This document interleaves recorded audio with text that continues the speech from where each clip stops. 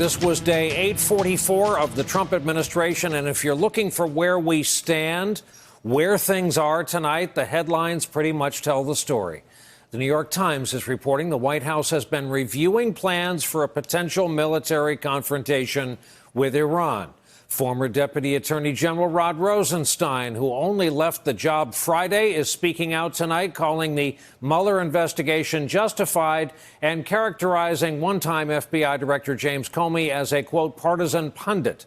According to the Times, Rosenstein's former boss, Attorney General William Barr, has now asked a federal prosecutor in Connecticut to examine the origins of the Russia investigation. The Washington Post tonight, for good measure, reports that before Trump ousted top officials at Homeland Security, they had pushed back on a secret plan to arrest thousands of migrant families living in several cities across our country. And tonight, we appear to be in a full-fledged trade war with China. All of this follows Trump's relentless attacks on Twitter over the weekend. He posted nearly 100 messages, mostly focusing on House Democrats' investigations into his administration, the Mueller report, and this now escalating trade war with China. Today, Beijing retaliated, increasing tariffs on $60 billion worth of American goods after Trump raised tariffs on $200 billion worth of Chinese products last week. This triggered a market slide today and then some, with the Dow closing down more than 600 points. Tonight, U.S. trade officials reportedly are prepping to impose tariffs on another $300 billion worth of Chinese imports. What could go wrong? Earlier today, Trump insisted his moves against China will mean victory for the U.S.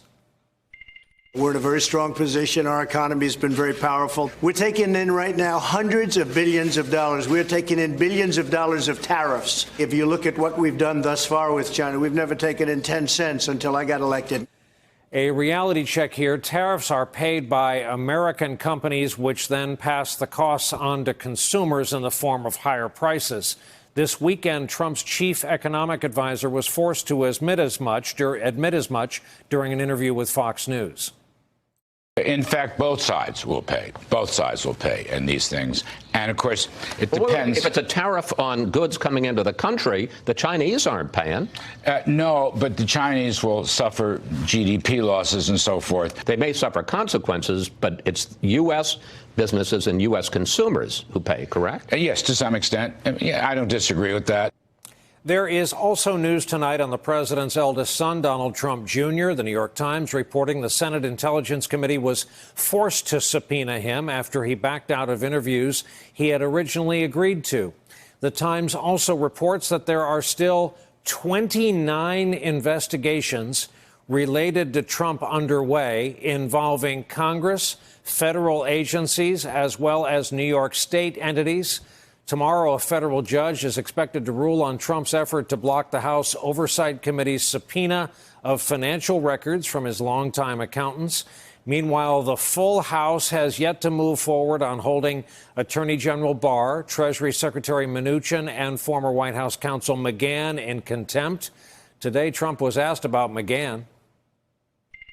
Should Don McGahn be held in contempt of Congress? I don't know anything about what's going on. I can tell you that there has never been anybody so transparent as the Trump administration, and it was no collusion and no obstruction, and we're wasting a lot of time with that stuff. But the Mueller report came out. It was a very good report for us. On that note, here for our leadoff discussion on a Monday night, Peter Baker, chief White House correspondent for the New York Times, Michael Steele, former chairman of the Republican National Committee, and Stephanie Ruhle, a veteran of the investment banking and business world, which is germane to our conversation, happens to be host of the 9 a.m. and 1 p.m. hours here on MSNBC. Good evening and welcome to you all. Peter, I put you in this role at least once a week on this broadcast, and tonight I am forced to ask you again, where does this presidency stand? What is it we are looking at as of tonight? Well, when you read off the list of stories you just did, you feel like you're caught in the middle of a hurricane. And in Washington, we have a name for it. It's called Monday. You know, we just this presidency, time and time again, you just see so many things happening all at once. It's hard to get your head around any one thing. We're in a tariff war with China. We may be in a shooting war with Iran. We obviously are in a political war between the president and the Congress. And you know, how do you sort of settle which of these things is the most important thing to follow? It's bewildering and perplexing for the people, the policymakers, as well as the journalists who are trying to sort of get their thumbs on what this presidency is all about. But the long-term thing is probably the China thing, probably the tariff war, because that goes to the heart of his presidency, which is to say economics. And the thing that's going to lift him or not in next year's election may be the economy. He does have a good economy going right now. It's one of the things that's kept him going through all these different scandals and all these different controversies. People look at their own pocketbooks. But whether that's going to stay the same if we continue to be in this war over trade with China is a big open question. Stephanie Ruhle, let's just take one of the president's tweets today, again, because it's germane. This is about the tariffs. There is no reason for the U.S. consumer to pay the tariffs which take effect on China today. He goes on to say the tariffs can be completely avoided if you buy from a non-tariffed country, good luck with that iPhone purchase, or you buy the product inside the USA, the best idea. That's zero tariffs. Many tariffed companies will be leaving China for Vietnam and other such countries in Asia. I guess that where do you means want to begin? I guess that means we're never going to buy a Trump tie or suit ever again. Made in China. The president is painting a picture that one would assume there is an empty T-shirt factory somewhere in the Rust Belt filled with employees just waiting to turn the lights back on and say go. It's grossly irresponsible for the president to characterize tariffs in this way. As you pointed out earlier, it's U.S. companies importing goods who then pass that cost on to the U.S. consumer. So just think for a minute about the millions of Americans who simply believe the president of the United States because that's what an American should do, believe their president, or those who are on Twitter. But it's stunning, and one of the reasons the markets are so spooked today is because weeks ago, many people said, listen, the president isn't wrong in his sentiment to say things are unfair with China. But the fact that he's approaching tariffs in this way, a former bank CEO told me Thursday night, it's stunningly stupid the way the president is handling it. And you know who knows this? Xi Jinping. Xi Jinping knows that the president is running in 2020 on the good economy. So Xi Jinping, who's not on Twitter, is watching this saying, look at all the cards in my hand. Concrete terms, an iPhone costs $1,000. Does this mean because they're all manufactured in China that iPhones go to $1,250? We don't know the price. And if you think about Apple, they obviously have pretty broad margins. So you might not see that hit the consumer right away. But if you look, where did we see it hit last year? Washing machines. Yeah. And washing machine prices went up $100. So if the president were actually honest with the American people and said, you know what, I am doing this now to help us later, and it's going to hurt, people might say, okay, but he's not. He's lying about the way they work. Michael Steele, let's talk about the raw politics of this, and let's add in, the vague possibility of war with Iran. Vague, yeah. The only thing, when you were going through that litany of items that we're now seemingly having to deal with, I couldn't help but think that the tail is wagging the hell out of that dog right now. And the president is all over the map, and he wants to be that way. And the new piece added tonight is Iran. And that's kind of been bubbling at the surface for a lot of reasons, largely because of the internal pressure within the administration between the State Department and the Department of Defense and the White House about exactly what they should be doing. The hawks want to really take on and take down Iran, and others have a slightly different view on that simply because they don't know where it ultimately will lead. Iran, by all accounts, has been living up to the Iranian arms agreement, a nuclear agreement, for a significant amount of time beyond the U.S.'s role in it. So you have all these little pieces now that the president wants to play at, and he throws these bright, shining objects into the orbit. And the press, the public, and of course his government has to go chasing those down to figure out what's true, what's going to happen, what isn't going to happen. Meanwhile, We're distracted by those things. He's going off to something else. So that tail is working overtime in the last 36 to 48 hours. And Peter Baker, think of this. Nothing happens in a vacuum, which no one need remind you. The president is attacking the head of his FBI, our FBI, when his Secretary of State is about to meet with Putin and Lavrov in Sochi, Russia.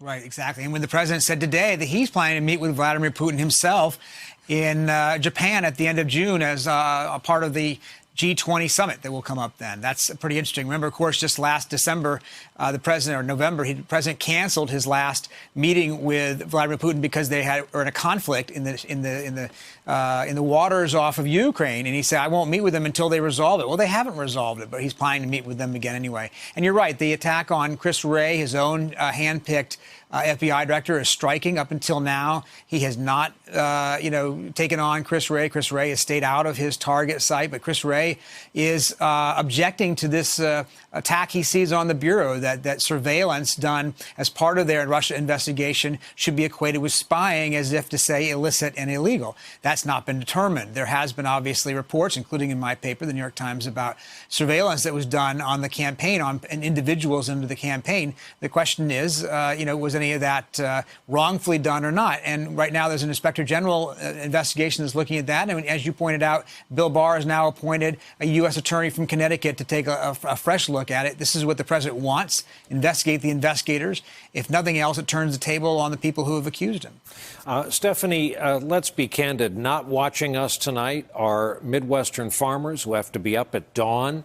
And frankly, this is a bunch of noise in their lives. Corn crop went in the ground late this year because of rain.